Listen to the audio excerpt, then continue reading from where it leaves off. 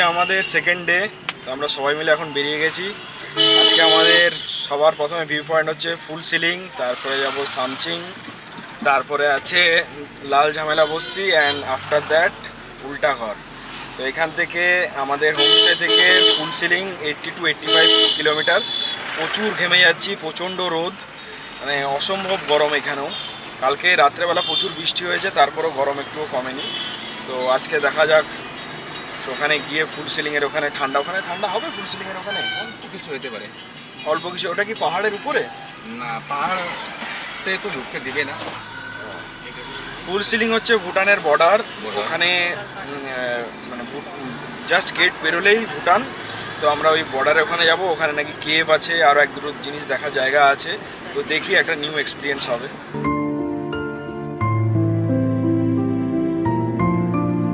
আমরা খুব টেনশনে আছি, পিকনিক খুব মজায় আছে, কারণ ফুল সিলিংয়ে ভুটানে যাওয়ার জন্য বলছে ভোটার কার্ড ইজ ম্যান্ডেটরি।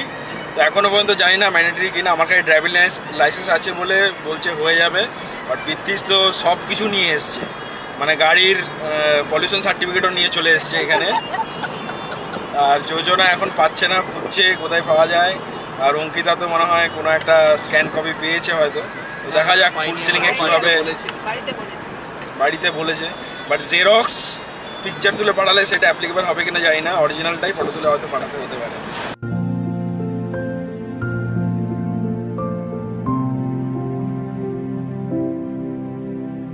আমরা এখন জয়গাঁও পৌঁছে গেছি। এখান থেকে ভুটান বর্ডার 1 কিলোমিটার ডিস্টেন্স। ভুটানে হচ্ছে আধার কার্ড চলে না, এখানে হচ্ছে ভোটার কার্ড চলে, আর হচ্ছে পাসপোর্ট চলে, আর যদি বিলো 18 কোনো বাচ্চা থাকে তার হচ্ছে বার্থ সার্টিফিকেট চলে। বাট এগুলো সব কিন্তু অরিজিনাল দরকার, জেরক্স কপি কিন্তু এখানে চলে না।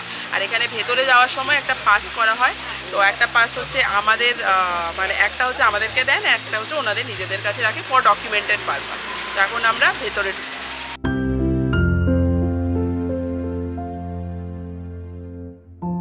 আমরা এখন লাইনে দাঁড়িয়ে আছি, আমরা হচ্ছে পাস করাবো। এই যে আমাদের আইডি কার্ড তৈরি হয়ে গেছে, এবার আমরা এখান থেকে পাস করাবো, তারপরে আমরা ভেতরে ঢুকবো ভুটানের ভেতরে। তো এই পাসটা করিয়ে নিলে ভুটানে যেখানে খুশি যতদিন খুশি থাকা যাবে। এখন চলে এসেছি ফুল সিলিং, যেটা কি ভুটানে। জাস্ট এন্ট্রি পাস আমাদের একটা লেগেছে, এন্ট্রি পাস 10 টাকা করে মাত্র। শহরটা কিন্তু খুবই সুন্দর, সাজানো গোছানো একটা শহর। তো আমরা ভেতরে ঢুকেই আগে এখন ফটোগ্রাফি করতে ব্যস্ত হয়ে পড়েছি। আমাদের গাড়িওয়ালা অলরেডি আমাদের জন্য ওয়েট করছে।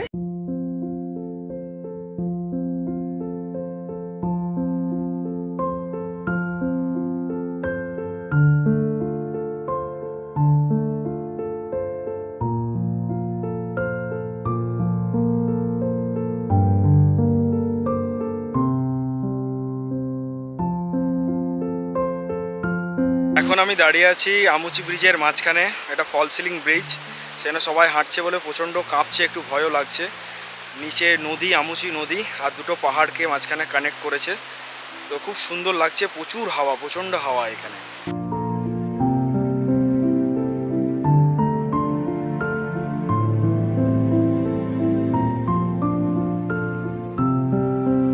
ফার্স্ট পয়েন্ট আমরা দেখে ফেললাম। এবার আমরা এসেছি সেকেন্ড পয়েন্টে। সেকেন্ড পয়েন্টের নাম হচ্ছে পালদেন চোসি তেলং সেদ্রা মনিস্ট্রি। নামটা খুব টাফ, একটু হয়তো স্পেলিং এ প্রবলেম হচ্ছে, স্পেলিং ও প্রনাউন্সিয়েশনে একটু প্রবলেম হচ্ছে, ওটা মাইন্ড করো না। বাট খুব সুন্দর মনিস্ট্রিটা। টিকিট ফিস হচ্ছে 50 টাকা করে পার হেড।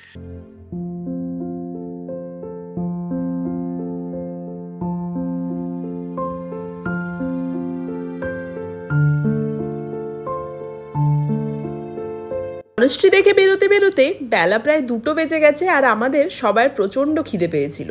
তো আমাদের ড্রাইভার দাদা সাজেস্ট করলেন যে এইবারে ভুটানিজ থালি ট্রাই করার জন্য। তো আমরা চলে এসেছি একটা রেস্টুরেন্টে ভুটানিজ বুফে খেতে। একটা রেস্টুরেন্টে খেতে, এখানে হচ্ছে সব কিছু বুফেতে 200 টাকা করে হচ্ছে পার প্লেট। তো আমরা এখন বুফেতে খাবো। অনেক কিছু আইটেম আছে এখানে, পর্কও পাওয়া যায়, চিকেনও পাওয়া যায়। আমরা চিকেন খাবো, আমরা পর্ক খাবো না। তো আমি তোমাদেরকে একটা একটা করে দেখাচ্ছি যে কী কী আইটেম আছে। প্রথমেই ছিল ভাত, তার সাথে আমি তোমাদেরকে প্রথমে একটু পর্কটা দেখিয়ে দিই। আর তারপরে এটা ছিল চিকেনের ঝোল, আর এটা হচ্ছে ভুটানের ট্র্যাডিশনাল খাবার এমা দাচি, যেটা লঙ্কা আর চিজ দিয়ে বানানো। এরপরে একটা আলু আর বিনসের তরকারি ছিল। আর প্রথমেই আমাদের ড্রাইভার দাদা আমাদেরকে একটা ছাঁচ ট্রাই করিয়েছিলেন, যেটা এখানের জন্য ট্র্যাডিশনাল খাবার। আমাদের এখন লাঞ্চ কমপ্লিট হয়ে গেল। এরপরে আমরা যাচ্ছি একটা গুম্ফা দেখতে, আর তার সাথে একটা মনেস্ট্রি পাহাড়ের উপরে। দেন তারপরে এসে পাহাড়ের নিচে আরেকটা মনেস্ট্রি আছে, মানে আমরা যেখানে লাঞ্চ করলাম এখানে আরেকটা মনেস্ট্রি আছে। এটা আমাদের লাস্ট পয়েন্ট, এন্ড পয়েন্ট। তো এখনও 3টে পয়েন্ট আছে। এর পরের নেক্সট ডেস্টিনেশন হচ্ছে কারবান্দি মনস্ট্রি। এই মনস্ট্রিটা ছোট্ট মনস্ট্রি পাহাড়ের ওপরে, আর খুব সুন্দর দেখতে মনস্ট্রি। আর এখান থেকে সামনের ভিউটা খুব সুন্দর দেখতে পাওয়া যায়, পুরো ফুল সিলিং শহরটা খুব ভালোভাবে এই মনস্ট্রি থেকে দেখা যায়। তো এই ছিল আজকের আমাদের ভুটানের ছোট্ট একটা ফুল সিলিং শহরের ট্রিপ।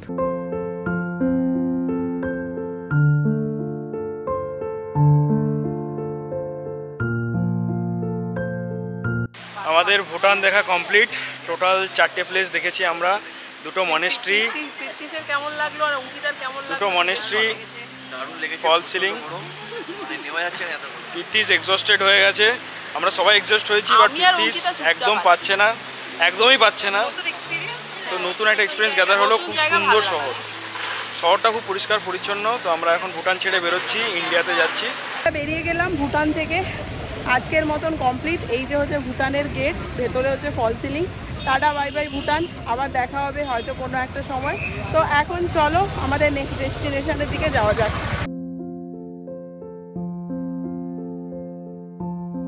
लाल झमेला बस्ती का नाम कैसे हुआ है? ये लाल जमे बस्ती हमारा पुरखा आदमी था, लाल पट्टी करता था, लाल समरा और झमेला समरा। तो ये दोनों आदमी ने ये खेती था अलग आदमी का, एक तो भूमि बोलता था, विधान भूमि था, वो अलग था। तो एकदम पूरा जंगल था। इसको यही लाल समरा और झमेला समरा इसको अदाई किया और दुनिया को बांट दिया। इसी चलते লাল বস্তি আর ঝামেলা বস্তি। আমরা এখন আছি লাল ঝামেলা বস্তিতে। ওই পেছনে যে দিকটা দেখতে পাচ্ছ ওটা হচ্ছে 2টো নদীর সংমিশ্রণ হয়েছে, একটা ডিবু নদী আর একটা হচ্ছে ডাইনা নদী। আর ওই ব্রিজটা যে দেখা যাচ্ছে, এই পেছনে যে ব্রিজটা দেখা যাচ্ছে ওটা হচ্ছে ভুটানের ব্রিজ, আর ওই পাশটা পুরোটাই ভুটান। তো জায়গাটা বেশ ভালো, একটা ভালো ভিউ পয়েন্ট, খুব ভালো হাওয়া দিচ্ছে, বাট খুব একটা বিশাল দেখার কিছু নেই। আজকের আমাদের ভিডিওটা আশা করি তোমাদের ভালো লেগেছে, কারণ আজকে আমরা ফার্স্ট আমাদের ইন্টারন্যাশনাল ট্রিপ ভুটান, যেখানে আমরা ফুল সিলিং গেছিলাম, সেখানে অনেক কিছু জিনিস দেখলাম, প্লাস ডুয়ার্সের কিছু কিছু পয়েন্টস, অফবিট জায়গা যেগুলো, সেগুলো আজকে আমরা দেখলাম। তো আমরা সব কিছুই আমাদের ভিডিওতে দিয়েছি, ইনফরমেশনও দিয়েছি। তোমাদের কিছু আরও এক্সট্রা কিছু জানার হলে সেগুলো আমাদেরকে নিচে অবশ্যই কমেন্ট করবে। তো আজকের পর্যন্ত এতদূর অবধি আশা করি তোমাদের খুব ভালো লেগেছে। আর যদি ভালো লেগে থাকে তাহলে অবশ্যই লাইক, শেয়ার এবং সাবস্ক্রাইব করবে। তোমরা সাবস্ক্রাইব কেন করছো না? তোমরা ভিডিও দেখছো অথচ সাবস্ক্রাইব করছো না। আমরা অনেক কষ্ট করে ভিডিও বানাচ্ছি, তোমরা যদি সাবস্ক্রাইব একটু করে দাও তাহলে আমাদেরও একটু ভালো লাগে, এবং আমরা আরও বেশি ভিডিও বানানোর জন্য আরও বেশি আমরা উদ্বুদ্ধ হব। তো এতদূর পর্যন্তই, সবাই ভালো থেকো, সুস্থ থেকো, টেক কেয়ার। আবার দেখা হবে নতুন ব্লগে, ততক্ষণ পর্যন্ত টাটা।